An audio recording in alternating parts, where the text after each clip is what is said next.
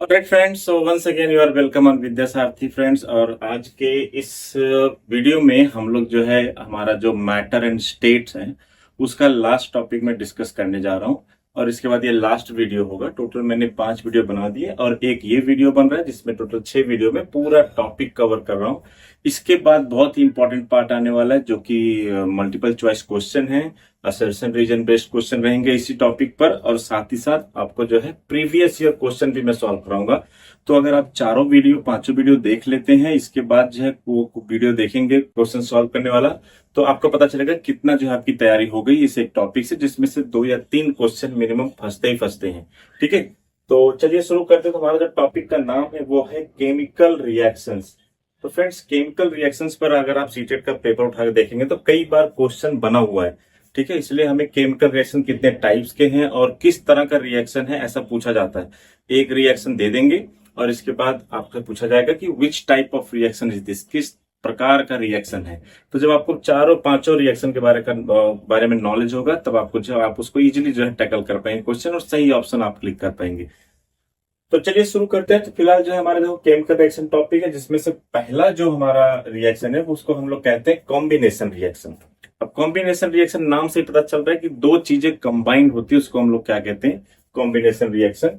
तो इसमें देखो क्या होता है, basically two or more material combined to form one material. दो या दो मटेरियल जो है कंबाइन होते हैं और इसके बाद जो है वो क्या बनाते हैं,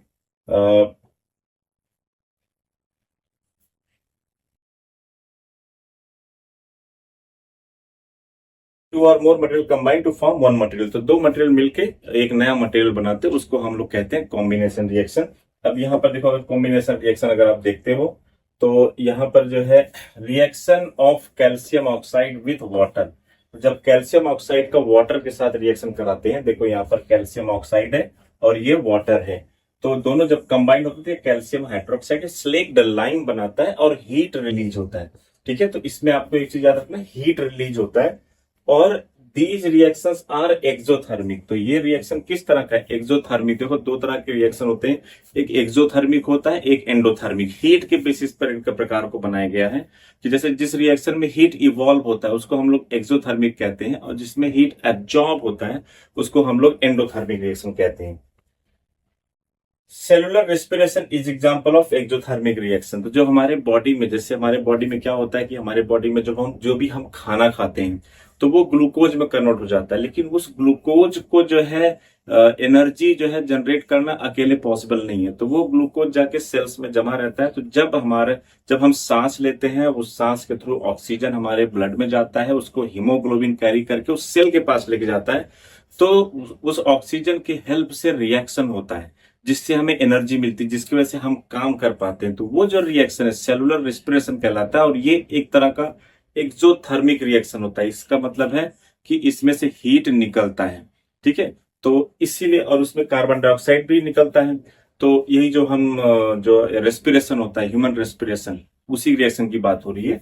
तो बेसिकली यहाँ पर जो है ये दूसरा एग्जाम्पल क्या है, एक्सोथर्मिक रिएक्शन। ऐसा क्वेश्चन बन सकता है कि जो सेलुलर रेस्पिरेशन है वो एक्सोथर्मिक रिएक्शन है कि एंडोथर्मिक है। तो आंसर है सेलुलर रेस्पिरेशन, वो एक्सोथर्मिक रिएक्शन होता है और वो कॉम्बिनेशन रिएक्शन में भी आता है। ठीक है, तो बेसिकली यहां पर क्या हो रहा है, कंबाइन हो रहा है, दो चीज कंबाइन हो रहे हैं। एक कैल्शियम ऑक्साइड जिसको हम लोग क्विक लाइम कहते हैं, और दूसरा है वाटर। तो जब दोनों कंबाइंड होंगे तो ये स्लेक्ड लाइम बनाएगा और हीट इसमें इवॉल्व होगा। ठीक है, आगे बढ़ते हैं। दूसरा है डीकम्पोजिशन रिएक्शन। अगर आप देखो यहाँ पर डीकम्पोजिशन रिएक्शन है। अब इसमें नाम ही पता चल रहा है कि जैसे कि डीकम्पोज होना मतलब विघटन होना मतलब दो चीजों का अलग अलग होना, इसको हम लोग कहते हैं डीकम्पोज होना। तो डीकम्पोजिशन रिएक्शन में एक जो चीज है वो दो चीजों में बट जाती है। तो देखो, one material breaks down to form two or more materials. जैसे यहाँ पर सिलेक्ट लाइम है, CaOH2 ब्रैकेट में, और जब आप इसको हीट करेंगे ना तो ये जो है कैल्शियम ऑक्साइड बन जाएगा और वाटर अलग हो जाएगा। तो देखो ये एक चीज था यहाँ पर, लेकिन यहाँ पर एक और दो चीज बन गया। तो ये इस तरह का रिएक्शन क्या है, डीकम्पोज, मतलब एक चीज दो चीजों में टूट गया। तो इसको हम लोग कहते हैं डीकम्पोजिशन रिएक्शन। दूसरा एग्जांपल है सोडियम कार्बोनेट का। सोडियम कार्बोनेट जब रिएक्शन करेगा तो वो सोडियम ऑक्साइड बनाएगा और कार्बन डाइऑक्साइड बनाएगा। तो यहाँ पर तो एक चीज था ये, ठीक है, सोडियम कार्बोनेट, लेकिन रिएक्शन होने के बाद क्या होगा, दो चीज में टूट गया, तो इसको हम लोग कहेंगे डीकम्पोजिशन रिएक्शन। फिर नेक्स्ट चलते हैं। नेक्स्ट अगर आप देखो तो डिस्प्लेसमेंट रिएक्शन है, ठीक है। डिस्प्लेसमेंट रिएक्शन नाम से पता चलता है कुछ चीज डिस्प्लेस होगी। अब ये डिस्प्लेस होता क्या है, तो more reactive metals displaces less reactive element from its salt. तो ये रिएक्टिविटी सीरीज के बेसिस पर, इसी पर ज्यादा क्वेश्चन सीटेड में पूछा जाता है कि अगर आपको रिएक्टिविटी सीरीज का नॉलेज है, ठीक है, तो जो कि थर्ड वीडियो में मैटर एंड इट्स स्टेट के थर्ड वीडियो में प्लेलिस्ट में मैंने डाला, वो वीडियो जाकर जरूर देखना और उसमें खास करके रिएक्टिविटी सीरीज वाला टॉपिक जरूर देखना, सो दैट आपको पता चले कि रिएक्टिविटी सीरीज में, और उसमें मैंने एक निमोनिक दिया है, ठीक है, वो निमोनिक अगर आप याद कर लोगे तो बहुत इजीली आपको याद हो जाएगा, ठीक है। बहुत कुछ नहीं करना है, उस निमोनिक से पूरा रिएक्टिविटी सीरीज आपको याद हो जाएगा। बहुत इजी निमोनिक बनाया है। तो अब देखो यहाँ पर जो मोर रिएक्टिव मेटल होते हैं, जरूरी है रिएक्टिव मेटल हो कुछ भी हो जहां पर चीजें डिस्प्लेस हो रही है, तो उसको हम लोग डिस्प्लेसमेंट रिएक्शन बोलेंगे। इसका जो बेस्ट एग्जांपल है जिंक है, और यहाँ पर कॉपर सल्फेट है। तो जिंक और कॉपर सल्फेट का जब रिएक्शन होता है, तो चूंकि जिंक ज्यादा रिएक्टिव होता है, तो ये कॉपर को यहां से हटा देगा। कॉपर को क्या करेगा, हटा देगा। देखो यहाँ पर, तो ये सल्फेट के साथ जिंक आ जाएगा, जिंक सल्फेट और कॉपर अलग हो गया। तो यहां पर कॉपर को क्या किया गया, डिस्प्लेस किया गया। कौन किया, जिंक किया। क्यों किया, क्योंकि zinc is more reactive than copper, therefore zinc displaces copper and therefore this reaction is called displacement reaction. Hope आपको समझ में आज आ गया होगा। और ऐसे कोई भी रिएक्शन हो सकता है, ठीक है। तो जरूरी नहीं यही रिएक्शन एग्जाम में आए, कोई और रिएक्शन भी हो सकता है, लेकिन आपको याद रखना अगर डिस्प्लेसमेंट इस तरह का चीजों का हो रहा है तो वो डिस्प्लेसमेंट रिएक्शन होगा। बढ़ते हैं नेक्स्ट रिएक्शन की तरफ। नेक्स्ट रिएक्शन है डबल डिस्प्लेसमेंट रिएक्शन। अब डबल डिस्प्लेसमेंट रिएक्शन, अब देखो क्या है, इसमें डबल है मतलब metal of two compound interchanges to form two new salt, ठीक है। तो यहां पर जो है देखो, यहाँ पर पोटेशियम हाइड्रोक्साइड है और H2SO4 सल्फ्यूरिक एसिड है। तो यहां पर जो है मेटल ऑफ टू कंपाउंड हो गया, और ये K2SO4, तो ये जो K है पोटेशियम है, ये सल्फेट के साथ कंबाइंड हो गया और यहाँ पर बना क्या, वाटर, ठीक है। तो हाइड्रोजन का डिस्प्लेसमेंट हो गया और यहाँ पर जो है पोटेशियम जो है इसके साथ कंबाइंड हो गया। तो ये डबल डिस्प्लेसमेंट रिएक्शन हो गया। दूसरा एग्जांपल है सिल्वर नाइट्रेट का AgNO3, और वो जब सोडियम क्लोराइड से कंबाइंड होता है तो क्या बनाता है, AgCl, सिल्वर क्लोराइड बनाता है, AgCl plus NaNO3 sodium carbonate बनाता है, कि जो कि देखो यहाँ पर दोनों क्या हुए, डिस्प्लेसमेंट। सिल्वर जो है NO3 से रिप्लेस हो गया और यहाँ पर सोडियम जो है क्लोरीन से अलग हो गया, तो डबल डिस्प्लेसमेंट हुआ। इसीलिए इसका नाम क्या है, डबल डिस्प्लेसमेंट रिएक्शन। बस आपको डेफिनेशन अच्छे से याद करना है, बाकी तो सॉल्व में क्वेश्चन करा ही दूंगा, आपको पूरा गो थ्रू हो जाएगा, कुछ टेंशन वाली बात नहीं है। फिर इसके बाद जो है नेक्स्ट है ऑक्सीडेशन एंड रिडक्शन रिएक्शन। अब ऑक्सीडेशन रिडक्शन रिएक्शन क्या होता है, सबसे पहले हम लोग समझेंगे कि ऑक्सीडेशन का मतलब क्या होता है। तो देखो ऑक्सीडेशन का मतलब होता है एडिशन ऑफ ऑक्सीजन और रिमूवल ऑफ हाइड्रोजन। या तो आप एडिशन ऑफ ऑक्सीजन बोलिए या फिर आप जो है रिमूवल ऑफ हाइड्रोजन बोलिए, दोनों एक ही चीज है, उसी का नाम दिया गया है ऑक्सीडेशन। और रिडक्शन जस्ट इसका उल्टा है, रिमूवल ऑफ ऑक्सीजन मतलब कहीं से ऑक्सीजन को हटाया जा रहा है, और या फिर एडिशन ऑफ हाइड्रोजन या फिर हाइड्रोजन को ऐड किया जा रहा है, इसको हम लोग कहते हैं ऑक्सीडेशन एंड रिडक्शन रिएक्शन। ये भी एक तरह का रिएक्शन है। इसका एग्जाम्पल देखते हैं। एग्जाम्पल देखो यहाँ पर, जैसे मान लो कि कॉपर ऑक्साइड है और ये हाइड्रोजन है, जब कंबाइंड हुए दोनों तो ऑक्सीजन कॉपर के पास से हट गया। देखो यहाँ पर CuO था, ये O हट गया, ठीक है। और यहाँ पर जो है ये क्या हो गया, बेसिकली ये रिडक्शन हो गया, ठीक है। क्यों, क्योंकि ऑक्सीजन का रिमूवल हो रहा है। देखो यहाँ पर क्या डेफिनेशन में दिया हुआ है, एडिशन ऑफ ऑक्सीजन और रिमूवल ऑफ हाइड्रोजन। तो देखो यहाँ पर रिमूवल ऑफ क्या हो रहा है, रिमूवल ऑफ ऑक्सीजन हो रहा है, तो बेसिकली ये हो गया रिडक्शन पार्ट। और यहाँ पर हाइड्रोजन जो है ऑक्सीजन से आके कंबाइंड हो गया, जो कि पानी बना रहा है, तो ये जो है ऑक्सीडेशन रिएक्शन हो गया, ठीक है। रस्टिंग ऑफ आयरन हो गया, या फिर रेंसिडिटी ऑफ फैट और फिर ऑयल का जो हो गया, अभी लिख लेना, रेंसिडिटी ऑफ ऑयल और fat, these are the example of result of oxidation reaction, ठीक है। तो ये 5 तरह का रिएक्शन है फ्रेंड्स, इसको याद रखना है। सबसे पहला हमारा कॉम्बिनेशन रिएक्शन, जिसमें दो चीजें कंबाइंड होती हैं। फिर इसके बाद जो है आपका हो जाता है डिकम्पोजिशन रिएक्शन, फिर डिस्प्लेसमेंट रिएक्शन, फिर डबल डिस्प्लेसमेंट, फिर ऑक्सीडेशन और रिडक्शन। यही 5 टॉपिक है, इसी पर जो है क्वेश्चन बनता है। तो इस पे आपको जो है तैयार रहना होगा। और आज जब मैं ये वीडियो रिकॉर्ड कर रहा हूँ, तब जो है आपका जो डेट है वो 6 तारीख हो गया है, और अभी तक सीटेट का नोटिफिकेशन नहीं आया है।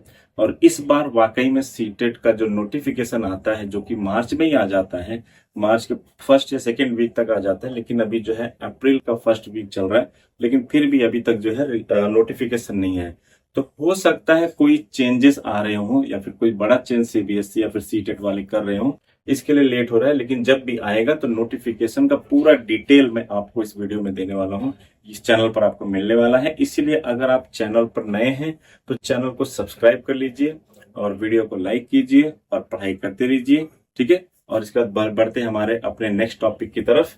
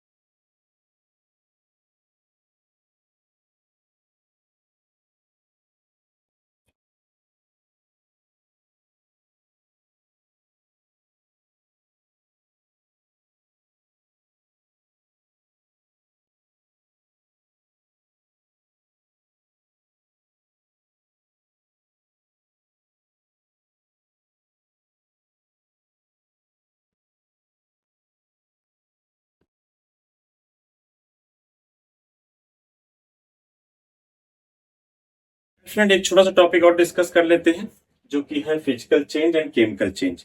फिजिकल चेंज पर भी क्वेश्चन आता है, केमिकल चेंज पर भी। देखो, इसमें बहुत छोटा सा टॉपिक है, बहुत कुछ नहीं करना था, बस छोटा सा एक कॉन्सेप्ट हमें समझना होता है। देखो, फिजिकल चेंज क्या होता है? In a physical change a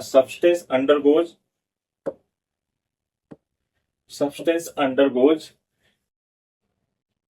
a change in its physical properties such as shape, size, color and state। मतलब जिसमें किसी चीज का शेप चेंज हो रहा है, साइज चेंज हो रहा है, कलर चेंज हो रहा है, फिर उसका जो है कौन सा सॉलिड स्टेट में है, लिक्विड स्टेट में, गैस स्टेट में, जब ये सब चीजें हो रही है तो उसको हम लोग कहते हैं physical change. It is generally reversible, मतलब इसको फिर से अचीव किया जा सकता है। जैसे पानी है, तो पानी को आप सॉरी, अगर आप मान लो आइस है, तो आइस को अगर आप जो है मेल्ट करो तो वो जो है पानी बन जाएगा, लेकिन फिर से उसी पानी को आइस बनाया जा सकता है। That is what reversible.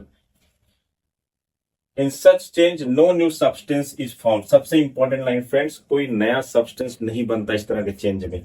Some example of physical change is evaporation of water. पानी को जब हम लोग भाप बनाते हैं तो उसको जो है ये क्या है, फिजिकल चेंज है, क्योंकि उसका स्टेट जो है, पानी जो है लिक्विड स्टेट में, तो वो जो है गैस बन जाता है, तो स्टेट चेंज हुआ।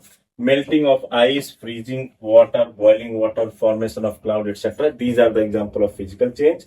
इस पर मैं क्वेश्चन सॉल्व कराऊंगा। और इसके बाद जो है हमारा वो है केमिकल चेंज।